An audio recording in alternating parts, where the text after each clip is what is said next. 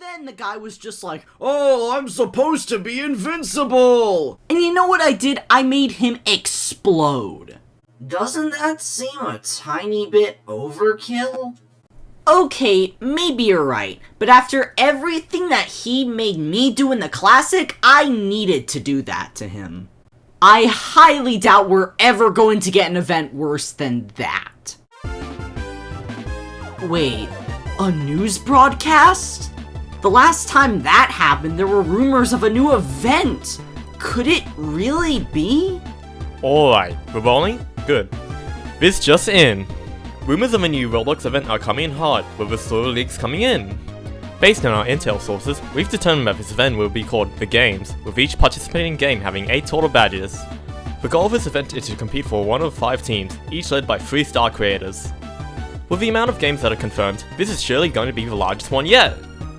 The current games confirmed are Adopt Me, Pull a Sword, Everybody on a Bike, Blade Ball, Race Clicker, Sonic. You have to be pulling my tail. 2 failures and they make the same mistakes all over again? They combine the worst of both events. Well, if I'm going to be sharpening my skills for when I start the playing tournament, I don't have any other choice but to ask an old friend for some help again.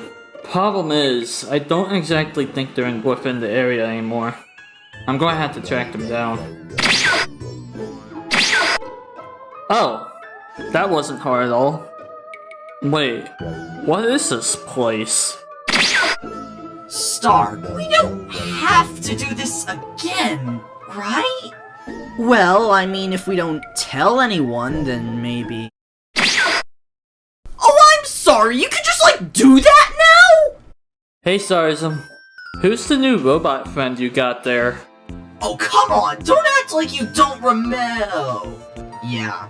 So I may or may not have put my soul into a robot vessel that Star used to use. Long story short, my name is Biddy now. That's understandable. I mean, you did basically look exactly like him, besides the color. Anyways, you've seen the news broadcast, right? Yeah, I have. My question is why the heck you want to do that again? Weren't you literally dragging yourself through the classic? It's because even if it is a slog to get through, it makes me stronger at the end of the day. I need as much strength as I can get if I want to make my own fighting tournament. Alrighty then, I guess that makes sense. Anyways, I guess it's time I give some background to the games, don't I? So, here we are again. For the past few months, Roblox has taken a new approach to events. That being what the community calls dev hunts. Instead of paying a studio to make one big egg hunt in a single game, now the community splits into multiple experiences that they've made. This sounds good on paper, but then you realize that some of these games are just cash grab simulators. There were some outliers like Arsenal that did a really good job with their events. However, most of the time the quests weren't really that good at all. Alongside that, the games that do have good premise aren't given that much time to make a good thing. Which then leaves you with things like progress a certain amount in the game.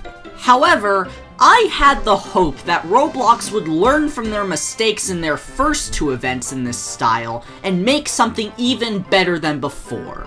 And it's time to see if that's true or not. Enter the Games. A competition where you can choose to fight for one of 5 different teams, each led by 3 star creators. Crimson Cats, Pink Warriors, Giant Feet, Mighty Ninjas, and Angry Canary. I had no idea who half of the team leaders were, however all I knew was that Crimson Cats had the best shot at winning. This is mostly because one of the team leaders from Crimson Cats is Creekcraft, one of the biggest Roblox YouTubers on the platform. Which basically meant every other team is going to be left in the dust. This event is going to be structured kind of similarly to the classic, except a bit different. For every game there are now 5 shines and 3 silvers. shines being the hub currency and silvers being the main currency for items. Already, this is around half of the amount of badges per game the Classic had, with that being 10 hub badges and 5 main badges. However, don't you dare think that this is a shorter experience, because there are now 50 games compared to 15. Meaning you now have to collect over 400 badges! Anyways, in order to make sure that this video isn't 3 hours long, I'm not going to talk about the shines too much when I'm talking about the games. Most of them are just finding them around the map, and I don't want to have to repeat that 50 times. Anyways, with all of that being said, let's get started! I would have expected Starism to be here by now. Hi guys! Sorry I'm late, my new friend's broken. Oh, you mean Fidget Spinner Obby Parkouri, the guy that wants all of our money? Also, what do you mean by broken? Look, I don't know what you did, but if that means that we don't have to pay him more money, then I'm completely fine with it. Okay, I'm sorry, what the hell? Finally, I'm out of that dang shell! Oh, I should have told you all about that sooner, haven't I? What just happened? Alright, I have a lot of questions, but the first one that I'm going to ask is what should we even call you? Well, I don't think that Fidget Spinner Obby Parkouri is an appropriate name anymore. Oh, how about Fiddy? I mean, I guess that'll work? Look, this is weird enough already. How about we just move on? Either way, you and Starism are fine with going to the games with me, right? Considering how some of those games have things for me to sell, sure! More stimulation? Sign me up! Well, with that settled, let's go to the games.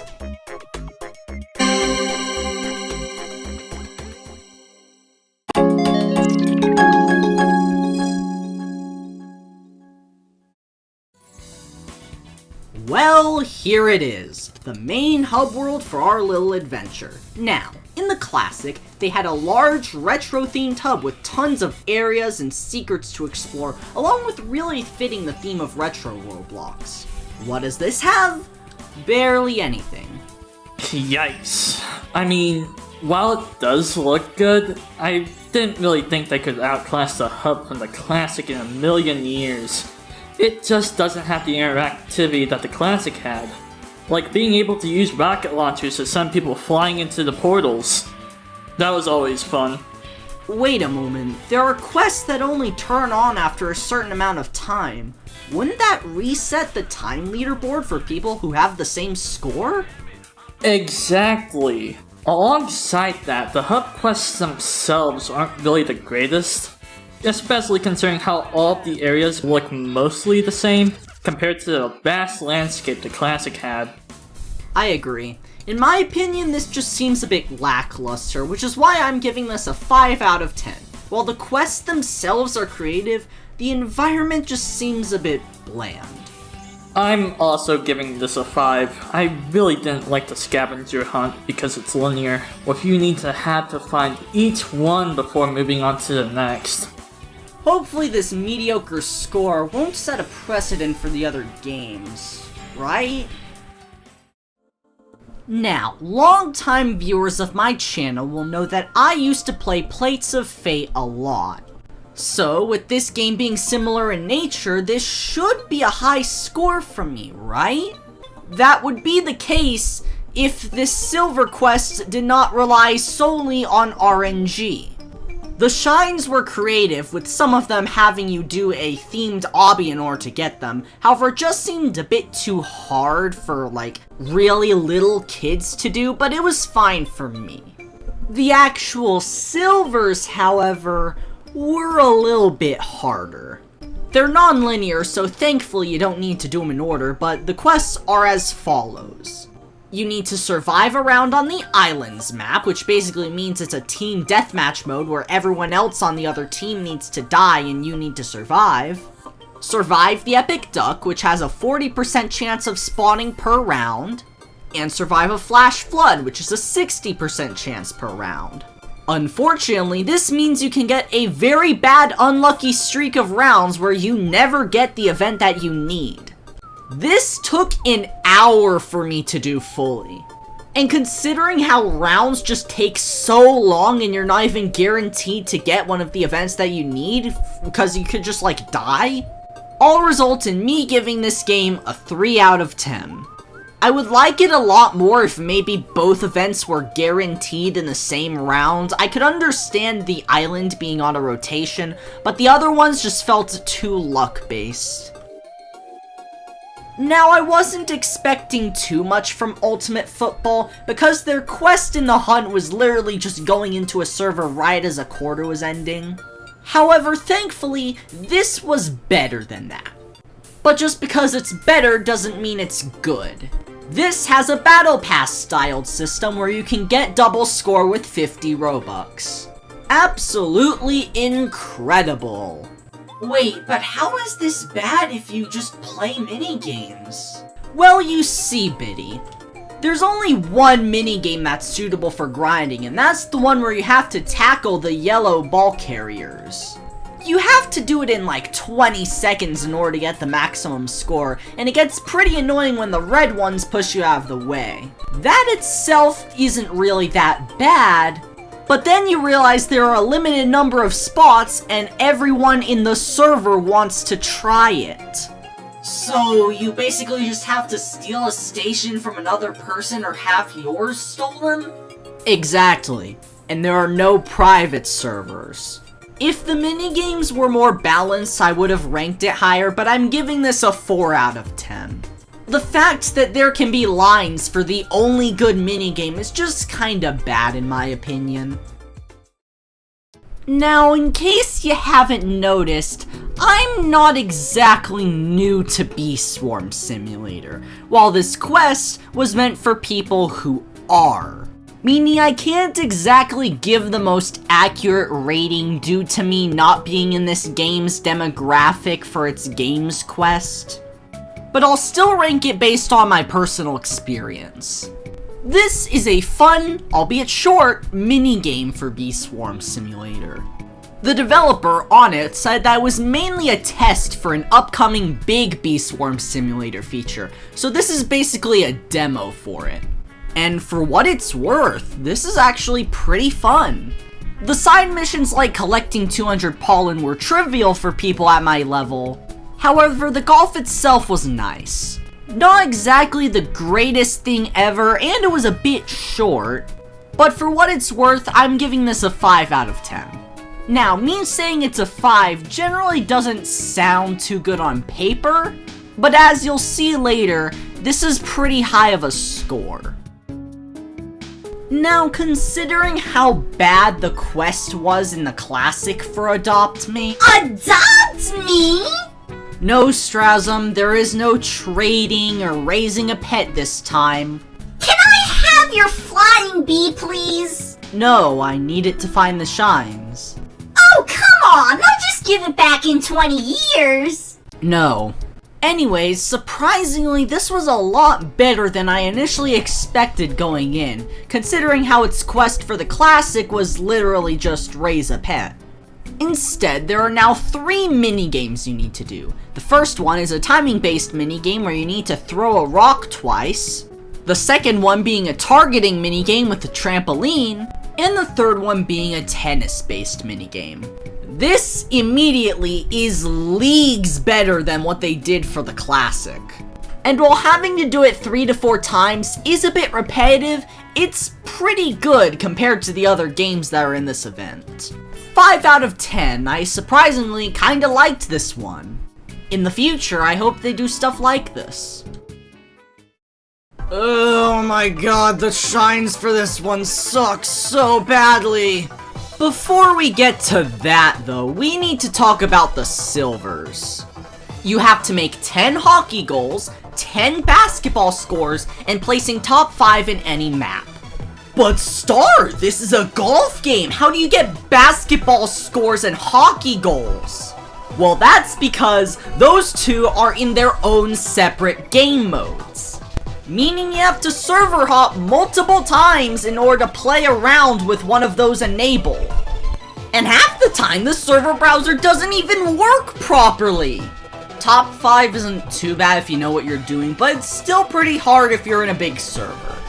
Oh, but wait until you see what you need to do for the shines. Because they're in secret locations on Grove Hole 9, Candyland Hole 16, Dimension Hole 17, Arctic Hole 4, and Canyon Hole 4. There is no indication for these, and you can only get them in public servers. And you're not even guaranteed to get them. I had to get all of this information when I did it from a video with like 50 views. It was so obscure. This was the single hardest shine quest in the entire event. Why wasn't this saved for something like RB Battles? In fact, how did anyone figure this out? Due to the sheer absurdity of the difficulty for this one, I'm giving this a 1 out of 10. How did anyone think that this was suitable for the shines in this? I have no idea. Eat the World is kinda eh.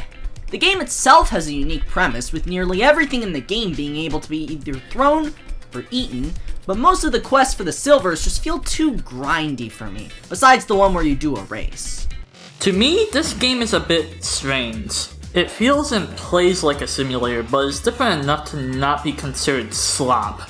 The environment is cool, with the event being on an island area, but the quests are linear based. For me, it's not really a problem that the quests are linear, it's just that they're so tedious. Reach a certain size, break targets, eat blocks. That last one especially being hard because you only get 1 to 2 size per bite. Unless you have a bigger size cap, which can easily be bought with Robux. What's even more frustrating is that trolls with tons of size can just kill you and reset you. It's innocent enough, but you're really just up to the mercy of the game. I give this a 5 out of 10.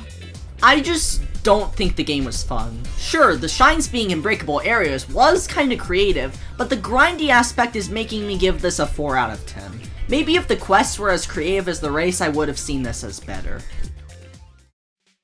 Now, admittedly, I am a tiny bit biased towards pet catchers. However, I think that this is actually a pretty good quest. There are not 1, but 3 new minigames for this quest line, and each one has multiple different objectives.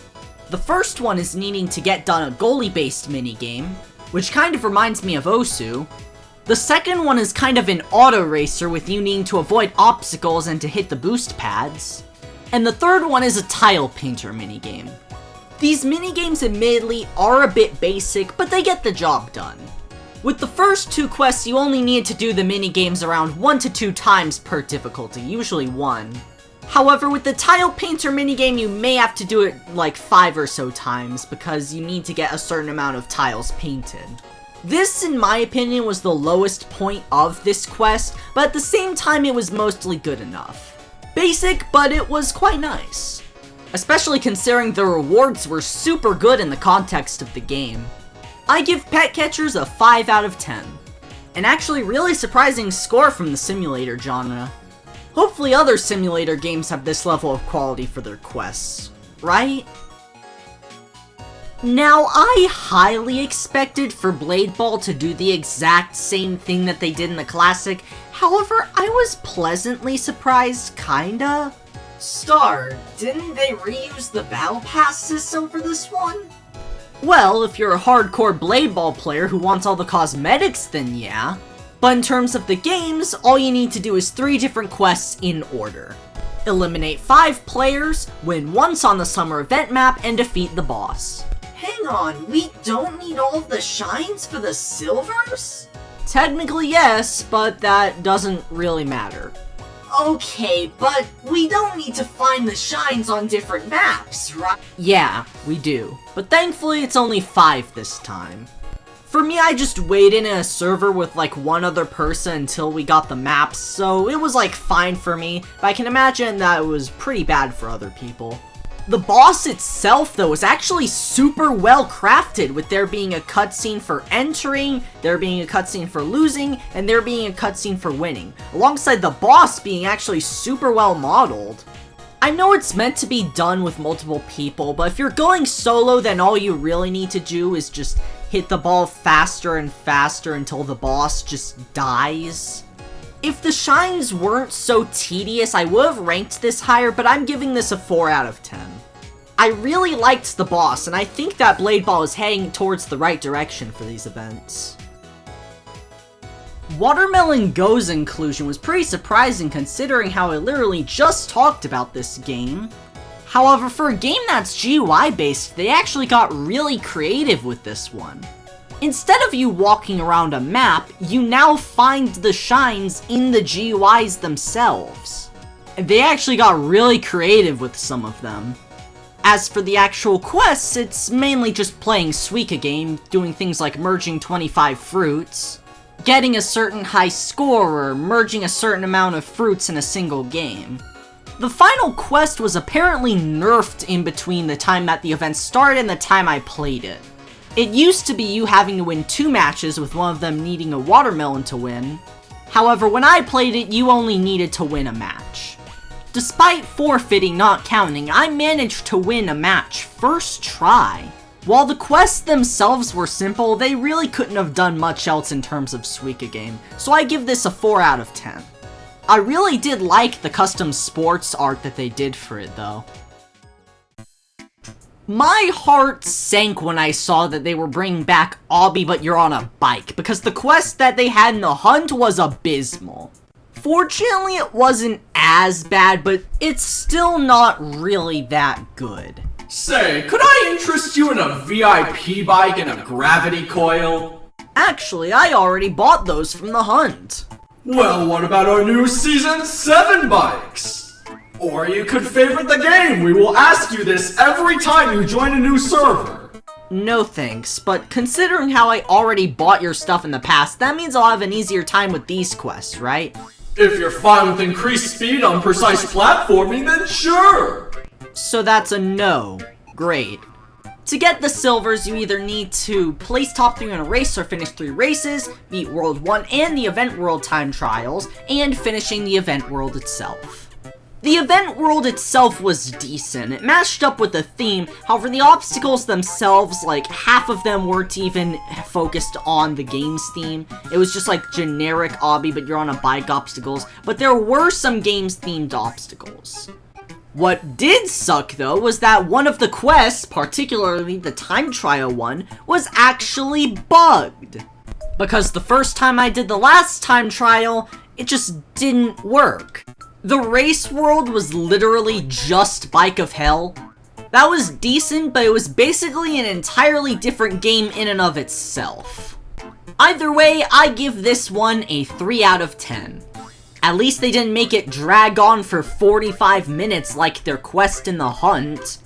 So I'm glad to see that they've improved at least a bit.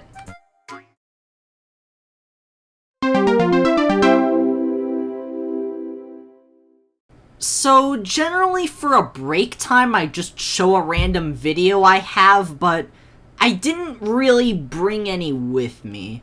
Hey Biddy, do you have like any video you could play? I mean, I guess I'll try and find one.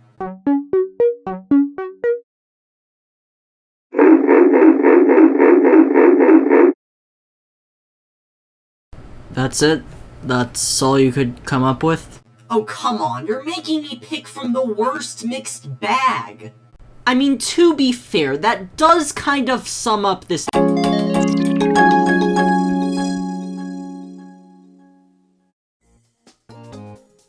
Being completely honest, I did not like the Creatures of Sonaria quest. First of all, let's go over the silvers. One of them is simple enough, you just need to go ahead and invite someone to your pack.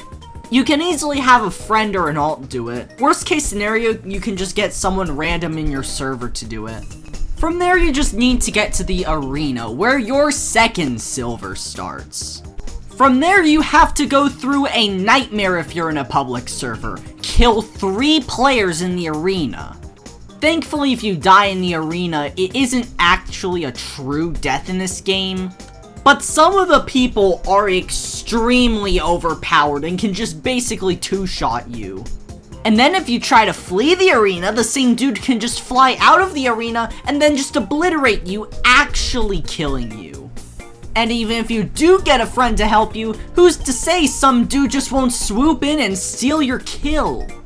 I had to go into a private server with my friend to farm kills instead. Except on every kill, you just get stuck in the floor.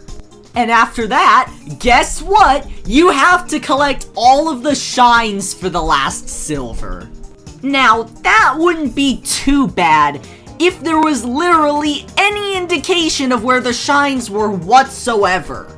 There isn't even a Robux tracker for it, you're just on your own. And for the next 20 minutes, I was left just aimlessly flying around, hopelessly looking for the shines. Now, I get that I'm not a very big fan of survival games, but this is just ridiculous for anyone. This and the fact that the quest barely had anything to do with games to begin with. All in all, this entire thing was a 2 out of 10. Not enough to make me actively suffer while playing this, but still abhorrently bad. I did not have any fun playing this. Welcome to Pacer Test, also known as Pacer Test Simulator. You first have to gain 10 speed. You can either do this via completing the Pacer Test, running on the treadmill for a while, or spending Robux. Say, so you know how you only get 2 speed only after 100 seconds of training? What if I instantly gave you 2 speed for 50 Robux? After all, if you don't spend any, you'll have to spend 25 minutes straight on that treadmill. Ugh. I'll do it only because I'm impatient, got that? Oh, and don't forget that you actually have to hit the 45 walk speed limit or else you're going to lose, and you need to win for the quest. I slightly dislike your business practices. So yeah, this entire thing is just a premium payout and Robux farm. They could have done anything but this, really. Maybe if they did some special game mode related to the games. But no, it's just walking back and forth with no real gameplay whatsoever. It should be pretty obvious by now, but I'm giving this a 1 out of 10. How this game concept even got included in this event is beyond me, but hey, it happened, so I gotta deal with it. Arm Wrestle Simulator is one of the ones I was scared of, considering how it has pull a sword level monetization. What I expected was for you to go to some crappy event world, go ahead and grind some event currency for 20 minutes, and then you're out of there. What I got was actually really surprising. Yeah, it was a simulator, but it was an obby mixed with a simulator. Which, in my opinion, is actually really creative.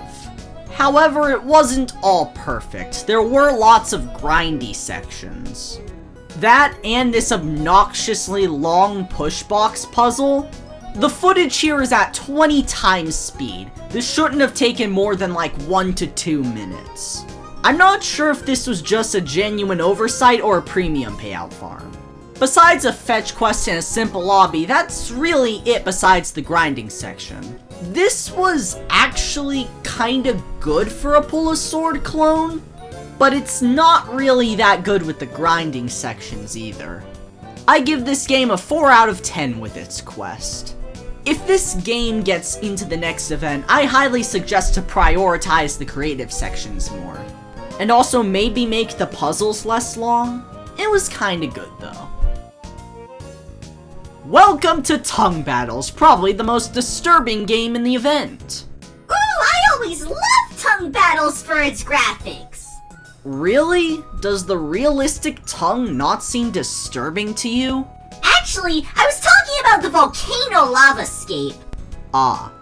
So the quests are needing to unlock 3 tongues, which is super easy with Robux, 800 damage in a team mode, but the worst one of all is scoring 10 goals, at least in big servers. because each server only has one ball, meaning other people who want to do the quest can just steal it from you. And private servers don't have the ball, so you need to go in super small servers and basically steal the ball from people who are also trying to grind for this quest. It gets really frustrating after a while. Fortunately though, team mode is better than that. It's not really a deathmatch, time-based, round-based mode, but rather just eliminate people on the other team. You're given a super basic tongue at first, but the more kills you get, the better your tongue gets. 800 damage is quite a bit, but it's just enough to make it fun while not overly dragging it. While this and the soccer thing balance each other out, they didn't really do anything that unique for the games. So I'm giving this a 3 out of 10. I would have ranked it higher, but the first 2 quests aren't really that good. NPC Or Die has an interesting premise. There are 2 teams, criminals and sheriffs. If you're a criminal, then a bunch of NPCs that look like you will be spawned around the map, and it's up to the sheriffs to find the real one.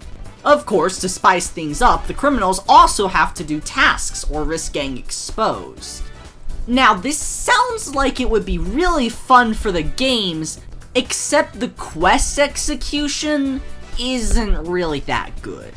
For one, it's linear, so you have to do one set of quests before you go to another. And second, the quests are things like, oh, do 10 tasks as a criminal. Which is pretty annoying considering if people on the criminal list get sheriff, then they'll just reset, making things very hard to play.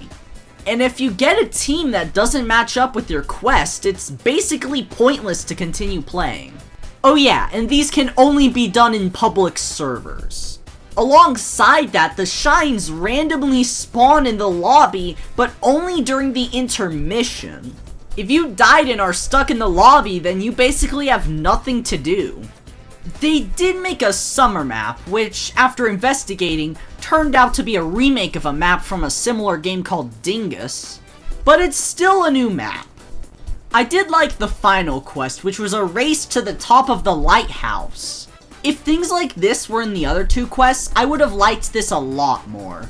But unfortunately, my rating for this game is a 3 out of 10.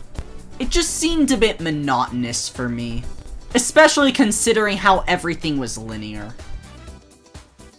Wow, very nice that RoBeats called their event, "I'm just here for the games." I mean, to be fair, it is kind of accurate. RoBeats is actually pretty unique, with 2 of its shines being behind a point system. You don't have to do every objective, and whether or not you can do a really big objective is based on your skill in the game. I really like this point system. It rewards players who are better at the game with an easier time with the quest. Unfortunately, I'm not really too good at rhythm games. They didn't do anything too unique for the games like a custom song, but I find this to be a pretty good way to get new players engaged. Plus, it was actually moderately fun for me.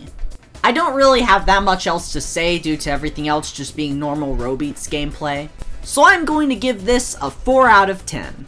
If you do get into an event next time, something more original would be a lot better.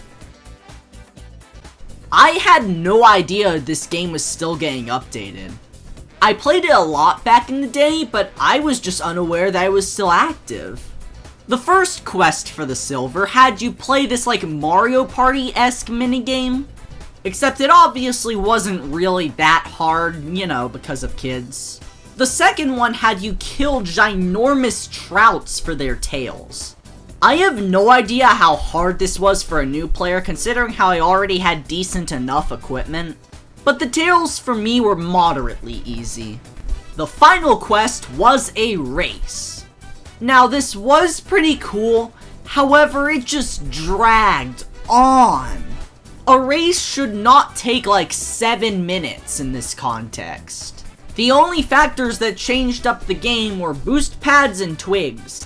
In my opinion, this was like fine enough, I guess. It's an introduction into the game, kinda, and gives you a race. The shines were pretty cool with you having to actually go to the different islands, but I feel like you wouldn't be able to figure that out normally. which is why I give this a 3 out of 10. The race should have been shorter and more exciting, but I mean hey, it was decent all around. Funky Friday tried to be unique, but just wasn't that good. It starts with a kind of like a Tower of Hell inspired obby that just felt extremely easy, with the timer not really adding any difficulty. The signs weren't too bad due to the map's small size, making them kind of easy to find. I myself play rhythm games a lot, so the quests involving needing to reach a certain score on some songs solo weren't that bad.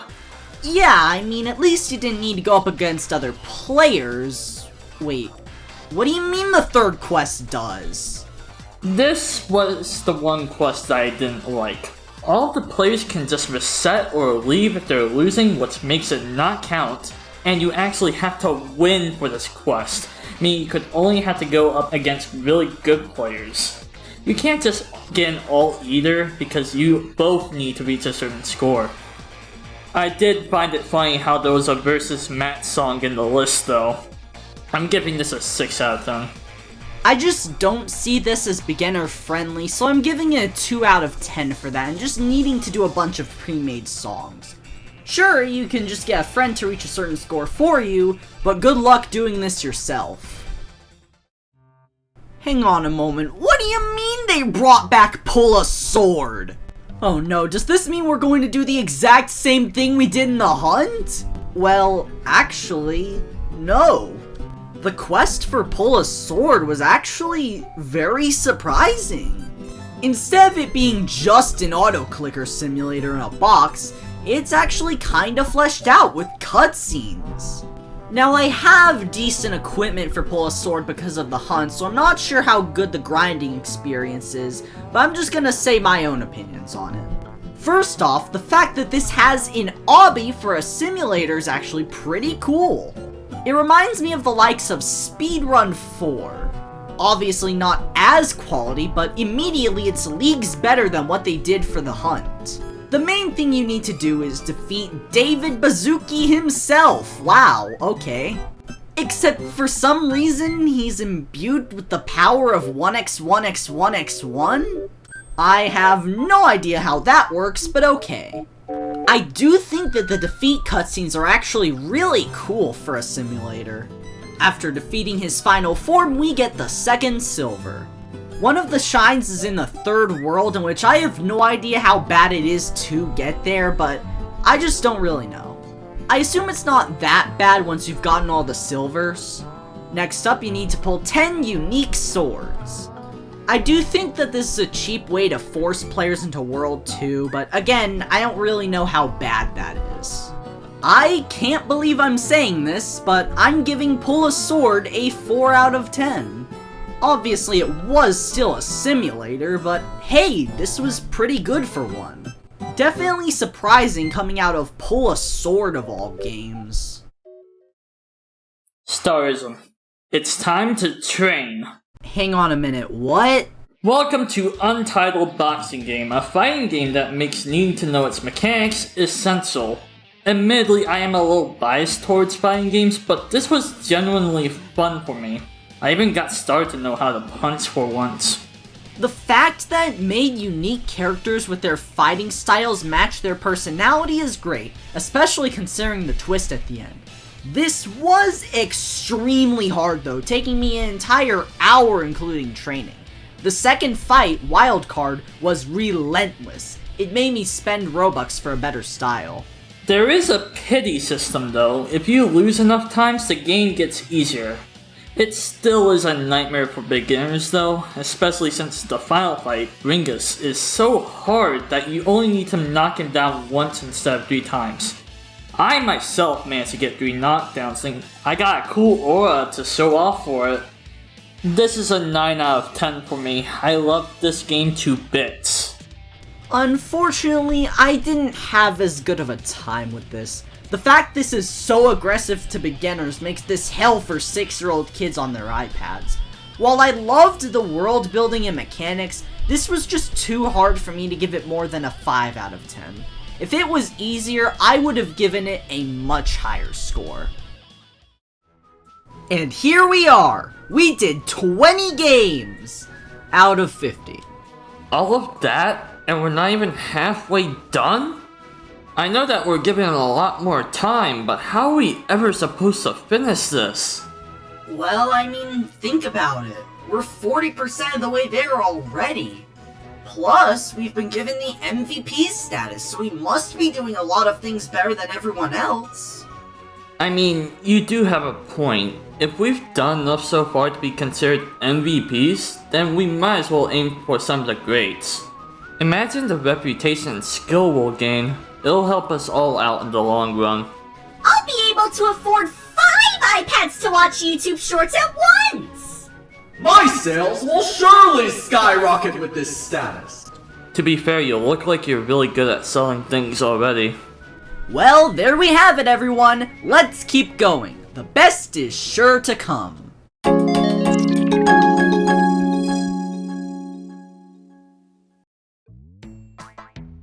This is the most outright scummy event game I've ever seen. For one, yeah, the quests are linear. The very first quest is to get just over 1,000 the game's wins. Which is kind of frustrating if you only have one pet, because then you just get 3 a second. After like 10 minutes, I finally completed the first quest. Struggling? How about I offer you a pet for 500 Robux? It'll really help out in the quest. And how much does this pet give me? Go ahead, buy it and figure it out yourself. That's against TOS, but alright. Oh my god, it's 250 times better than a normal pet. All of the quests after this, that being hatch the egg a few times and complete a few races, were absolutely trivial. This has to be the most blatantly pay-to-win quest I've ever seen. And the actual gameplay is just holding a single key down. I don't even think this deserves to be ranked the same as Super Golf, so I am giving this the fabled 0 out of 10. How are games like these allowed in these kinds of events? Whatever, I've just seen so many scummy practices across the history of my channel that I can't even get mad at them like I used to. Let's just move on to the next game. You know, when I said to go to a different game, I meant a good game, not AI slop. Because yeah, almost all of the UI assets here were AI generated. I realize now that everything that AI makes is generally just way too detailed. It just feels out of place. Yeah, I mean, at the very least, they could have used, like, the stock pull-a-sword assets instead. Okay, well, how about the gameplay? Well, it feels AI generated. Because all you do for the quests are just go on the slingshot, collect items, and hatch eggs. And then the last one just has you collect a bunch of event currency, which is significantly easier if you have VIP, but I'm not buying it just for one quest. Due to the bad gameplay and the AI generated assets, and the fact that you can just AFK a lot of it, I'm giving it a 1 out of 10.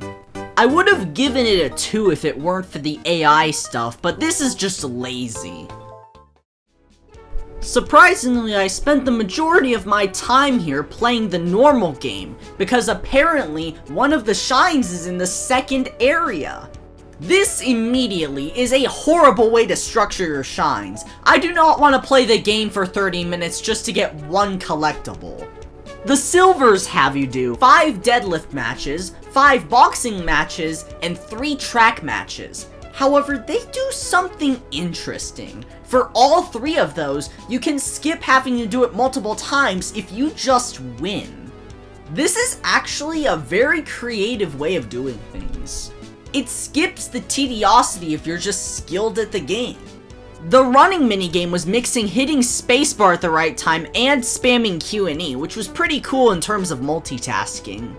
Deadlifts are spamming spacebar where you wait for a timing minigame where if you get it correctly, you can drastically multiply your score, which is essential for winning. Finally, boxing was just Untitled boxing game, but a lot less advanced. To be fair, this game isn't really centered around boxing, so I can get why it's not super advanced. Due to the shine taking up so much of my time, I'm going to give this game a 3 out of 10. I liked what it was going for, but a lot of the minigames were just spamming, and I really didn't like having to do the first area of the game. Finally, a saving grace in this hellhole. Arsenal's always made the best games in recent events, so I have really high hopes for this. I actually had tons of fun here. The fact that it's a game so roguelike is actually really cool aesthetic-wise. This was basically a miniature roguelike shooter, and even though I'm not that big of a fan of roguelikes, it was still a blast to get through this. This quest reminds me of the Smash TV arcade game. It's an absolute blast. While I did feel that seemed kinda difficult, Arsenal's quests are generally a lot funner with friends. I got the first 2 silvers in my first run, then got some friends, including Kobo, for the third. There's even a really cool boss on the final floor. Despite me needing to replay it for some of the silvers, this event for Arsenal was top notch. I apologize for giving their quest in the classic such a low score. To apologize, I'm giving this a 9 out of 10. Matching Kobo's score, I'm also giving this a 9. This has got to be one of, if not the best thing to come out of the games. Finally, halfway through the event with a really good quest. Michael's Zombies has you explore a really good summer map, with multiple different minigames too. The first one is using a gun to shoot down pots in order to gain points, in which while it is tricky at first, you get the hang of it after a while. The second one is taking down a boss, and while it is a bit time consuming, it's a lot better if multiple people in the server are trying to take it down too. Plus, everyone who participated gets the badge. Neat. The final minigame is baseball, where you need to get 20,000 total points. While it is a bit frustrating that you have to do this minigame multiple times, in that time you progressively get better and better at handling the baseball. Figuring out exactly where you need to coordinate your shots is really satisfying. All in all of this was really solid. I give this a 7 out of 10. I really liked the direction this was going. If it was just expanded on a little bit more, this would have been perfect. Alongside being a bit more creative with the shines. I did like one of them being in the pot smash minigame though. Just when it was getting good, now we're back to corporate slop. I don't really think Sonic Speed Simulator needs an introduction considering how it's made by Game Fam. So let's just do the quests. First of all, you have to get 1,000 collectibles, which is a lot despite how much they throw at you. Get a gold in a time trial, which really isn't that hard if you know what you're doing. I did it first try, so it shouldn't be too difficult. And then we have whatever this is. Yay! I love Sonic Speed Simulator! Starism, we're in a Teenage Mutant Ninja Turtles race against Metal Sonic. This is an obvious marketing ploy. I don't care! Surprisingly, this, wasn't torture. I just don't think they made any of this for the games themselves. That and the gameplay being a bit boring when it comes to the 1,000 collectibles is making me give this a 3 out of 10. Not as bad as the things that I had to go through in Funky Friday, but still not very good either. Horse Race Simulator was just slop, straight up slop. For one, this was insanely pay to win due to the treadmills that could get you super fast and the pets that could get you tons of more speed than what you would get normally. Oh yeah, and did I mention that most of the pets are stolen from Bubblegum Simulator? All of the quests are the same too, it's just win against this guy once, win against this other guy in World 1 3 times, win against the best guy in the Summer World 10 times. It's all so tedious. To me, this is a 1 out of 10. The only reason I'm not ranking it a 0 like Race Clicker is because this game looks slightly better. This was another one that I thought was going to be bad, but in reality I was kinda surprised, like a lot of the other stuff in the games. I have no idea how I got dragged into this again. While some people like this kind of game, I don't. I dislike having a sign at the end of a randomly generated obby, and I didn't really like the first quest either. Having to pair up for the first quest is super unreliable, because someone could just unpair with you at the last second and it doesn't count. I had to get friends in and alts for this. The second and third one being minigames were kinda cool though. The other quests were a bit good, but pretty simple. I really don't have much else to say on this, so I'm giving this a 4 out of 10. If I'm being honest, this was like kinda good, so in my opinion I'm sharing Kobo's rating with a 4 out of 10. If the first quest didn't need you to pair up, I would have given it a 5, however it was pretty frustrating when it came to that. Now, people are talking about the epic minigames quest like it killed their family. And while I do think that it is pretty bad, it's nowhere near the worst that this event has to offer. First of all, one of the shines, yes, shines, not silvers, has you very annoyingly go get balls around the map and put them in their designated spots, and the physics are super unreliable. Second of all, you have to pay Robux to get certain minigames or just pray that you get them due to certain shines and silvers. As a big arcade fan, I am really happy that they include something along the likes of this. Although one common complaint I've seen people have with this is that it is super challenging, which I do agree with. It took me quite a few attempts to get the boxing minigame down. And if it was hard for me, it's definitely hard for people on their iPads. I also didn't think the sports equipment quest was good because it's not guaranteed for equipment to spawn in a minigame, so you kinda just gotta hope and pray.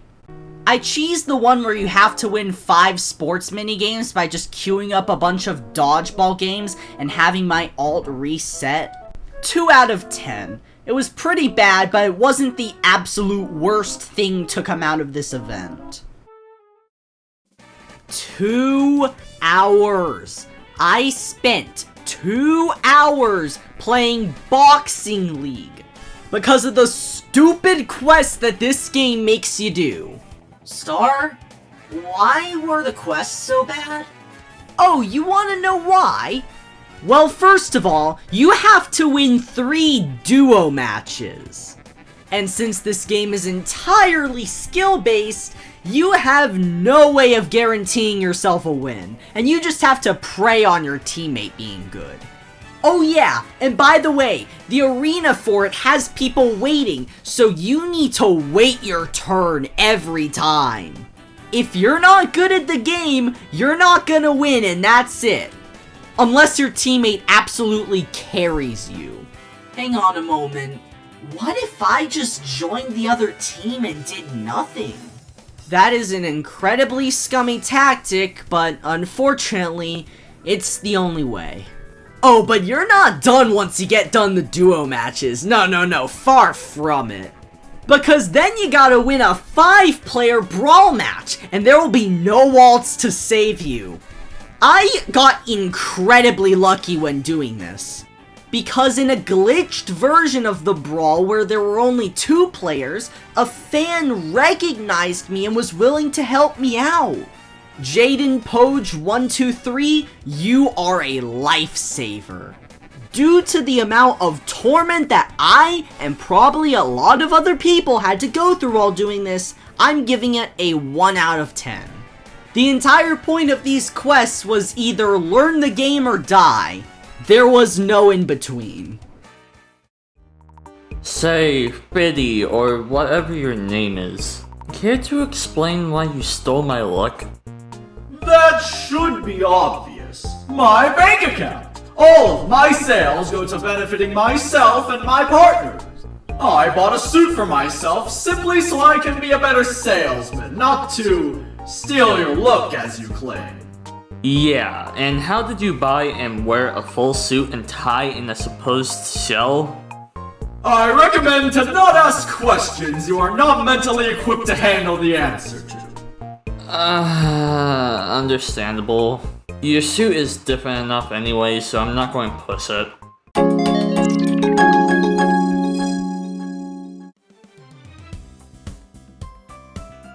Now, unfortunately, I don't really have too much to say on this game because the quests for this are just so basic. All you have to do is make 7 passes, 3 tackles, and 3 goals. However, this is kinda hard when everybody else wants to do that, because at that point, nobody wants to pass you the ball. The passes were the hardest for me. Eventually, I got to a point where I could just pass the ball to someone every time the other team scored because I was in a position to do so.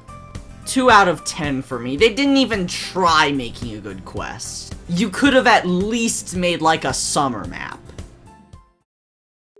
Okay, I'm going to make this quick. The second shine was just to score a goal. That was easy. However, the first and third shines were play an entire game and win a match. What I didn't know is that games lasted for 15 minutes and didn't count in private servers. So I was just in my private server for so long just waiting, and when the game finally ended, it didn't give me the dang badge. So I went to a public server and did the exact same thing, except I didn't record that because it was taking too much space on my computer. 1 out of 10, 90% of this game's quest is literally just waiting. I guess the intention is to play the actual game, but like, why would anyone do that if there's an easier route? Just imagine Football Fusion 2's quest for the hunt, but harder. Make 2 tackles, gain 15 yards, and finish a match. Now, because as always, no one was willing to cooperate in public servers, I went to a private server but didn't record that, and it was really complicated to gain yards for some reason. I mean, maybe it was complications due to me and my alt being the only people there, but still. I'm sorry if I'm giving not too much feedback on these games, however, all of them have equally simple quests, just playing the game. This one wasn't as agonizing, so I'm giving it a 2 out of 10. I was debating whether to give this game a 2 or a 1, however I didn't want to rank it among the 1s. Because those are either the scummiest games or the ones that gave me the most pain. Introducing one of the weirdest horror escape games ever made. This is practically an RNG game.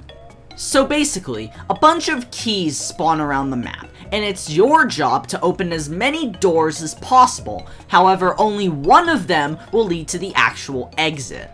Others will do stuff like give you a hint, give you coins, or just straight up teleport the monster to you. Either way, these quests are linear. How fun!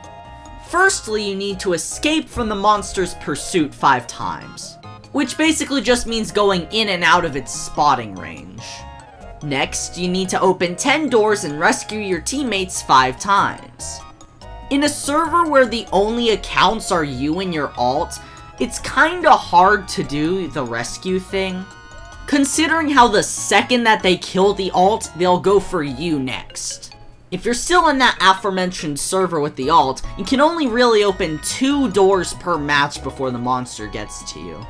The final quest is to escape 3 times, in which to do this, you can just go to a big public server and wait until someone finds the exit. Not too bad considering how they made a map for this event, however the linear structure and tediosity of some of the quests is making me give this a 3 out of 10. If all of the quests at once could be done, it would be a lot better. No way! Is that the abstraction monster from the Amazing Digital Circus? I'm more concerned about how you knew that over why you said that. Fashion famous, all the shines were bugged and immediately gave them to me. The rest of the gameplay is just AFKing in a private server until you get the rounds you want. And if you don't get a round you want, you just leave and rejoin. 1 out of 10, this quest requires barely any effort, so I'm putting in barely any effort for this segment.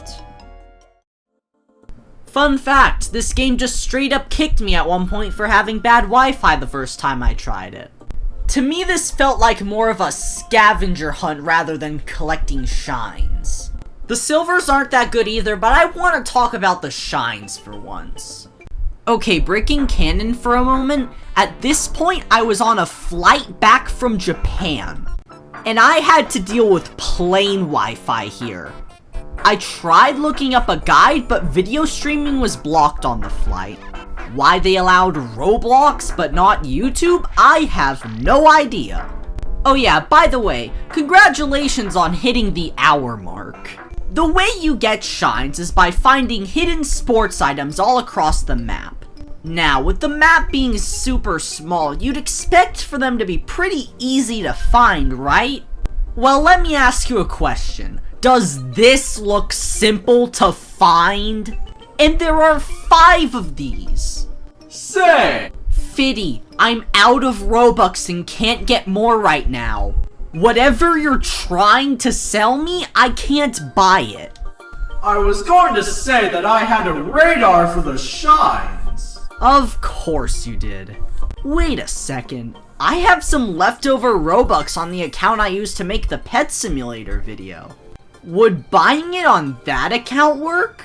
Oh, sure it would. Except that the radar is one-time use per shine. Of course it is. This game obviously hit their shine super well for Robux, especially since some of the locations are just random. As for the silvers, you have to earn 50 coins, which is not that bad. Invite 3 other people to your relay team, okay, that can be done in a public server. And finally, compete at least one time in 10 different events. Notice how I said 10 different events? Because yeah, I mean it. Events you've played before doesn't count towards this. So you have to spend more Robux to ensure that the game you're playing hasn't been one you've played before. This is a 2 out of 10 from me. The only reason I'm not giving it a 1 is because you could just use a guide for the general locations of the shines. Plus, only one of the quests were like super bad.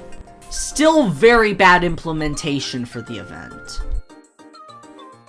I don't think I recorded a lot of this in a private server while I was testing things, but either way, it doesn't work in a private server. In order to win this quest, you need to achieve 2 steals, 5 team scores, and get 1 win in the park. For the first 2, you could easily just go into a super small server, because in a big server, it would probably be a lot worse. As for the park, that's kind of a training area, but it was still a 2v2 like boxing league. So I just did the same trick with the alt account for that. Due to it again, just being playing the game with nothing new added, I'm giving this a 2 out of 10. Realistically, I'll probably give a 2 to a lot of games that just have their objective be, do a certain amount of this in normal gameplay. Oh great, they added back in Driving Empire, even after their quest in the Classic was a grind fest. This one was better, but not much different. The shines are also super hard to find unless you buy the radar for 49 Robux. The race itself isn't much better. It's practically an obstacle course with how many things you need to avoid on the track. Using a motorcycle here is a death sentence, especially since you can just get flinged off the map, causing you to restart. Which, mind you, happened to me twice. At least this time you only needed to do it 10 times instead of like a billion in the Classic. The Battle Pass format and the fact that the race is so cluttered is making me give this a 2 out of 10. Try having the signs in a smaller area next time, and maybe make the race less gimmicky. To me, the race was decent though, but it's unreliable. It's a 3 out of 10 for me. I just don't think that this was as bad as Pacer Tester Boxing League. I didn't really have high hopes for Survive the Killer due to their quest in the hunt. And after playing their quest in the games, that was actually pretty justified. It's a linear quest format. The first one, you have to revive 10 players with 1 helper. So 2 people have to revive 1 person at the same time, with the killer probably chasing them down too. It's hard to coordinate even in a private server when the killer isn't doing anything. Then you have to escape with a friend 3 times, which, I mean, it speaks for itself really. You can just get a friend to be a killer and just AFK and get another friend to escape with you. And then the final quest is the secret ending on the subway escape map, where you have to find all of the fuses and switches. This was probably the best one, but at the same time, all of it is just normal gameplay except harder. They didn't even bother doing something like making a map for it.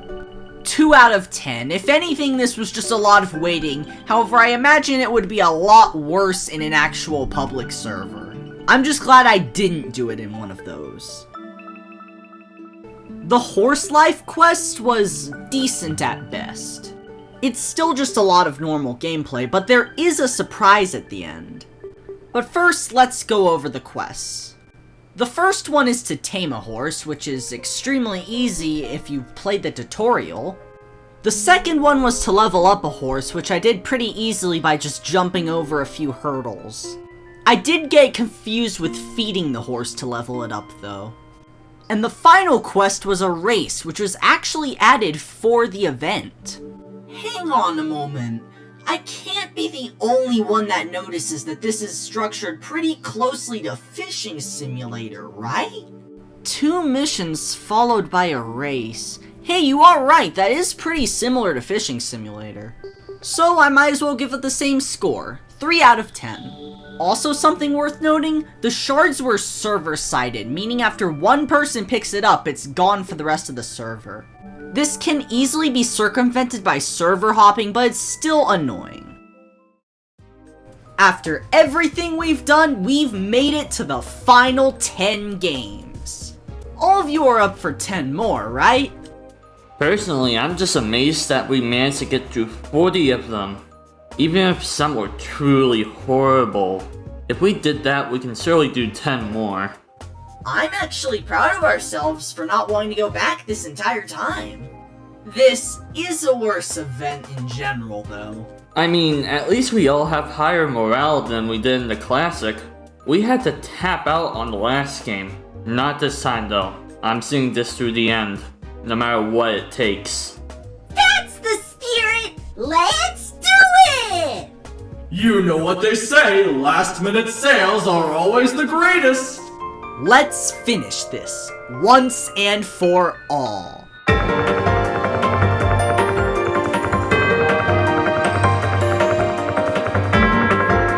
Now, leading up to me playing this, I've heard rumors that MotoRush was the worst one. And while I don't agree with that, I can see why people thought that. The first 2 silvers have you tackle 8-minute races. Jeez, and I thought Fishing Simulator was bad. Not to mention, if you do so much as lightly tap a car, you die and have to restart the race. Which made the last few bits of it pretty stressful. But those first 2 weren't the ones that frustrated me the most. No, that would be the third one. Because then, you have to complete the track race within 110 seconds. What that means is that if you're using the default bike, you need to make no mistakes. Because if you do, it costs you the run. Hang on, how about I sell you a limited bike? Actually, do I even need to take your offer? I got a lot of money when doing those races. Aha! I can buy a bike for in-game currency! Fiddy, I don't need to take your offer. I can do this all on my own. This time. But don't worry, you'll be coming back to me soon. It's really you coming to me, but whatever. I'll give it this, the races weren't agonizingly painful, plus they were made for the games themselves, so I'll give it a 2 out of 10. Barely avoiding a 1, but still a 2. Basketball Legends is... wait, hang on. All of this looks familiar. A park acting as a practice place? These GUIs? Oh yeah, they added another game by Infinity Sports into this. I'm gonna make this brief since that's the case. Score 3 dunks, achieve 5 assists, and score a 3-pointer. Like last time, this can't be done in private servers, so you're going to have to find a small server to do it in. It took me quite a while, but I did manage to do it. The whole thing took me around 30 minutes in total, so it wasn't too bad. It did take quite a bit of server hopping though. 2 out of 10, since a lot of this just feels similar to Hocky Legends. Obviously a different game, but it just keeps the style of quest. Considering how I'm familiar with Tokyo, this is a really big coincidence. The quest itself is meh, though. The map is small, which makes getting the signs nice. If they were easy to find. Yeah, they're super hard to locate on this. Fortunately, we can get a radar. Except it only beeps when it's super obvious where it is, making it basically useless and a waste of money. You need a guide. End of discussion. The silver quests felt more like a fetch quest. It's always go to this place, then that, then another place in a certain amount of time. The final quest, which was a race, needed other players who also completed the last 2 quests. For me, it took 20 minutes to queue up, and even then, you do have to beat the race in under 2 minutes. This is quite difficult if you're prone to mistakes. This is a 4 out of 10 for me. The queue time and the signs contribute to the low score. 3 out of 10 for me. I liked the theming, but everything else just felt repetitive and bland. I didn't expect much out of a driving game, but this was extremely unique. You basically had to do a bunch of obbies with your car in order to get the shines. And doing all of them also gave me a silver. The 5,000 air score was trivial, and the last shine needed you to get top 3 in 3 different races with at least 4 people, which was a bit hard to get people to join. The race itself was really fun though. 4 out of 10. One of my biggest complaints is that the car doesn't really control too well during the obby. HCBB 9v9 2.0 is surprisingly a baseball game. First of all, the first silver needs you to do the tutorial, like, why? Next up is Home Run Derby quests. Get 2 hits and 5 points. Now, the thing about Home Run Derby is that it isn't a traditional game of baseball. Basically, somebody hits the ball, and whoever gets the ball from that hit gets to hit next. Wait, wouldn't that just end up in a bunch of people rushing for one ball? And wouldn't there be instances where the person who hit the ball can just run away from the person who has it? Yeah, which is why I had to server hop so many times. Oh boy, next you're going to say that the shines were server-sided. The shines were server-sided. 2 out of 10. It's just normal gameplay again, which I said before, I give 2 out of 10s for this kind of stuff.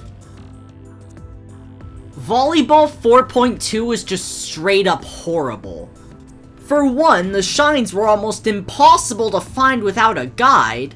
And for 2, this game is not beginner friendly at all. Going into a public server, there were people that were extremely mean to me for not knowing the game, despite me only being there for the quest. The quests were playing a full game of pickup, start to finish, scoring 4 points on the enemy, and hitting 3 people in the face, which is extremely inconsistent. I had to go into a private server to do the last 2. I also had to invite 2 friends to help me out. 1 out of 10, because how is any new player supposed to do this legitimately? This was super frustrating. SharkBite 2 for me was a mixed bag. Sure, there were some cool minigames, that being the basketball shot, the high jump, and the grind. However, without alts, I feel like the experience would be really worse. I mean, at least they have mobile support. Starism, you cannot seriously be doing these quests on mobile, right? No, but I can if I wanted to. Yeah, there's the keyword, if you wanted to. The first silver just has you deal a certain amount of damage to the shark. Galleon battle just makes you fight another player with a galleon, which requires them to do the first quest too. I just got an alt for this, but I imagine it's pretty hard in like a public server. And then finally, stunt jumps, where you do the long jump, the grind, the high jump, and the basketball hoop. There were 2 shines I really didn't like, that being one which was only obtainable in one certain bonus mode, which made waiting a long time kinda difficult. And one shine where it just randomly spawned on a floating buoy. 3 out of 10. The quest was mostly good, but there were some kinda bad parts. Bad business was largely dependent on how skilled you were at the game. And even then, all of this was just pretty frustrating. First of all, to avoid being put up against level 400 public server players, I had to host a game night in the Plates of Fate Remastered server so that I would be met with people my skill level. This still didn't stop this quest from taking an hour to do. I did like how some of the shines were in the menus themselves, that was pretty creative. But I really didn't like the quests. For one, you need to pick up trophies, which basically worked the same as Gunfight Arena collectibles, where they just have a random chance to drop if a player dies. This would be fine if it was like 10, but no, it's 30. Meaning you probably need like 60 kills to get this. The fun doesn't stop there though, because once you complete the first quest, yes, these are linear, you unlock the tennis racket, which is both a melee weapon and a ranged weapon. The melee weapon part of it was fine, however the ranged part of it had the smallest projectile in existence, so it was super hard to get kills with. Overall a 2 out of 10. I liked the new weapon, however most of the quest was just grueling. Alright, time for Slap Battles, the penultimate game. I did expect more than the quality that their quest for the hunt had here, which they did happily deliver on. Instead of a tedious main map quest where you always get sabotaged, the main event is a soccer game.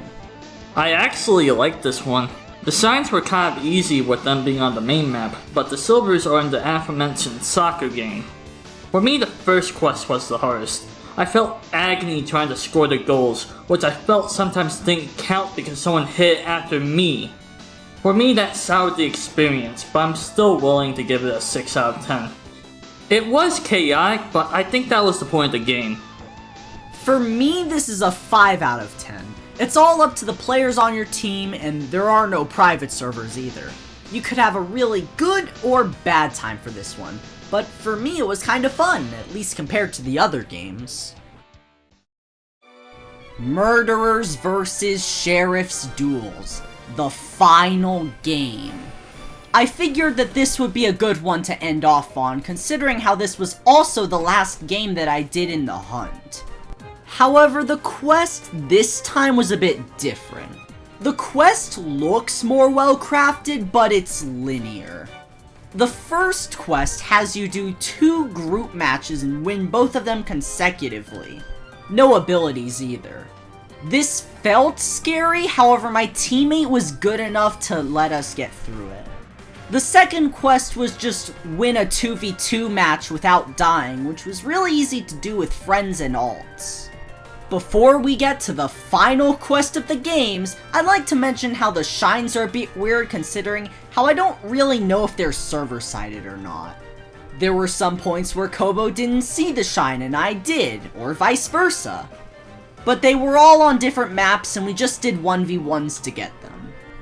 Now the second and third silvers did give you a choice on what to do, but with my alts and friends, I went for winning a group match with knife only and getting 5 kills.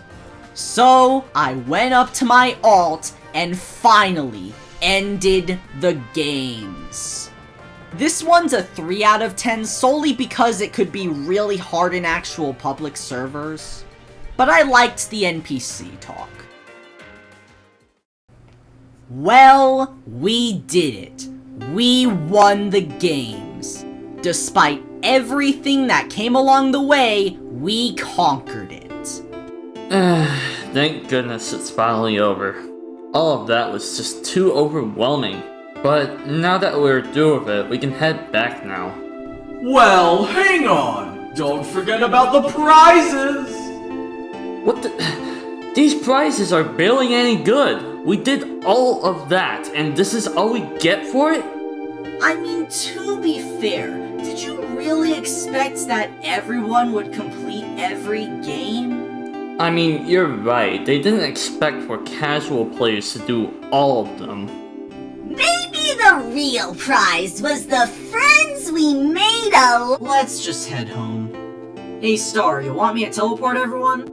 As much as I want to show off that feature, I don't want to overload your system. Here, I'll just make us a door. This'll take us back to the house.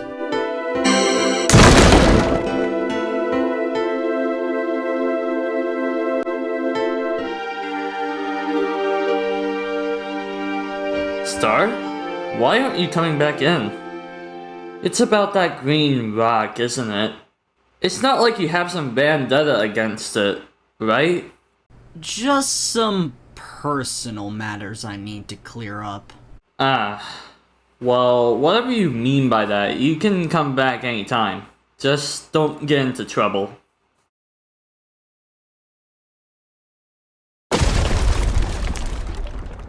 Of course he would try something, I knew it! Well, no other option but to teach him another lesson. Huh, if this is where I think it is, then maybe he actually did learn something from last time I talked to him. You should have stayed in the bandland! But alas, history repeats itself.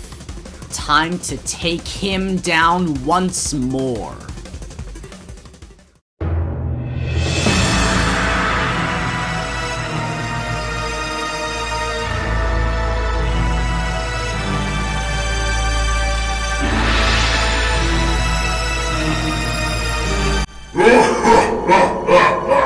Surprised to see me, old friend? I told you I'd return, and I was just about to head to that petty world of yours until you showed up. Look, bud, this song and dance has already gotten pretty old. How about we skip to the part where I banish you until the next event?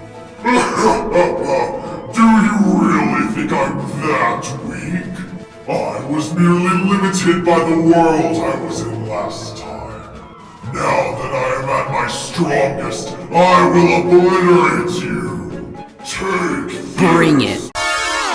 Yeah, so it turns out 1X is actually formidable now. Who would have thought?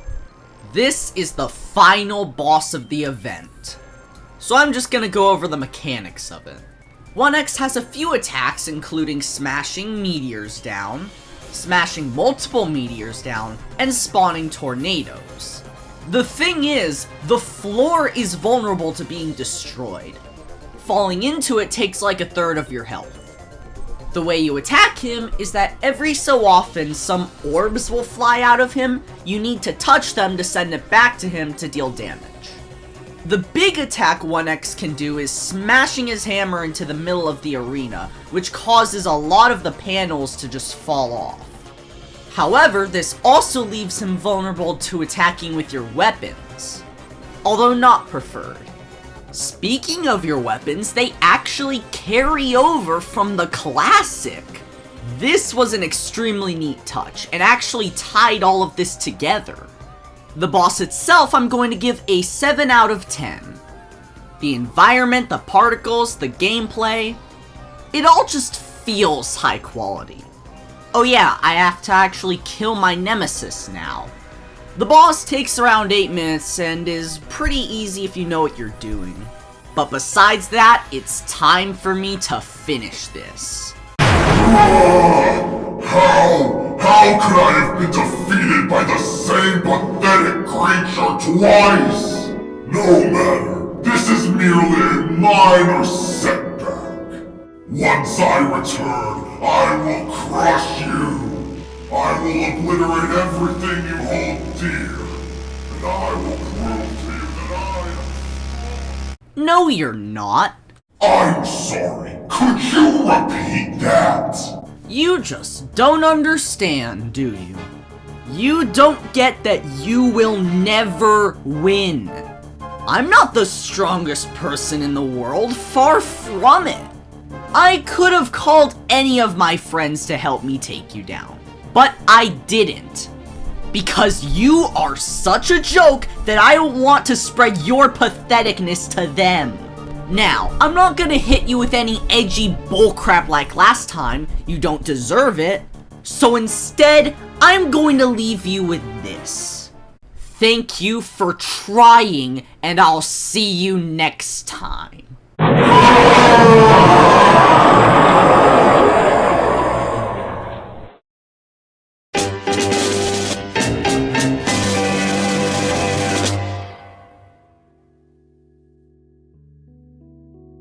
This was miserable. 95% of this event was just bland, boring, or repetitive. These events are supposed to be fun. Yet considering how they doubled down on the length of the event from the hunt this time, this is even worse than what the hunt or the classic could ever do. Yes, I would genuinely prefer replaying the hunt over this. Made even worse that I had to switch devices and be on crappy Wi-Fi during most of it. But I mean, it's not like that's something they control. When I said that I thought that multiple objectives would be better in the hunt, I did not expect it to be implemented this poorly. I mean, I liked the concept of having multiple teams compete for one thing. But with the popularity of the Crimson Cats and the Mighty Ninjas, it just felt like a joke for every other team. Not even the catch-up bonus could save them. The prizes themselves weren't really that good either. And even if the final crown awarded after this whole thing ends is pretty good, all of the other prizes were lackluster. And the fact that there was no singular bling track this time unless you purchased the actual 5,000 Robux bundle, which I did. After all of the initial games were completed, no, I'm not counting the scores after the time-locked things, that was stupid, was me being top 500 in the entire event and top 300 in my team. The fact that there could be over a 2-day difference in fully completing the event and still not even 500 people doing it is pretty crazy. It just goes to show how much they just packed into this. Next time, please make it shorter. If it was slightly shorter than how long the classic took, I would be completely fine with that. But I mean, hey, that's up to them. Anyways, I should probably head back home. The others are most likely worrying about me right now. Ah, there you are. What took you so long? As I said before, it was just some personal matters I had to take care of. Understandable. Whatever it is, we can all agree that event sucked, right? They took all the bad things from the last two events and put it into one. They even made it longer than the hunt. I mean, some of them were fun. Was Arsenal not a great time? I mean, yeah, you're right. I just really didn't like how so many games went for the linear option, as it just gets boring to get through. This entire event feels like they were trying to mix the hunt and the classic and failing miserably. The speedrunners and the fastest players didn't really get rewarded due to the time-locked quests messing with the leaderboards. I think that we can all confidently say that the games were a failure. At least in terms of most of the game's quality. Even if it was a failure, I'm still glad I got to do this with y'all. Even you, little thing. Yay! I've been positively acknowledged! This entire thing gave me the opportunity to push my perseverance to its limits. And even if it was hard to get through, I did it. We did it. Thank you so much, Star. I know we'll meet again. I'll see you around. Thank you, Kobo. I'll see you soon. As much as I would like to make more sales with you all, my partners request my services. Don't despair, as this is not our final meeting. However, for now, I must depart. Goodbye, new friends! I'm still not sure about considering him as a friend. But I mean, alright, that'll do. I'm gonna find somewhere else to hang out for a bit. See you all soon! So, what now? I guess we can actually rest for once. Good idea. All that made me a little tired. Before I get to bed though, thank you all for watching, and I will see you all next time!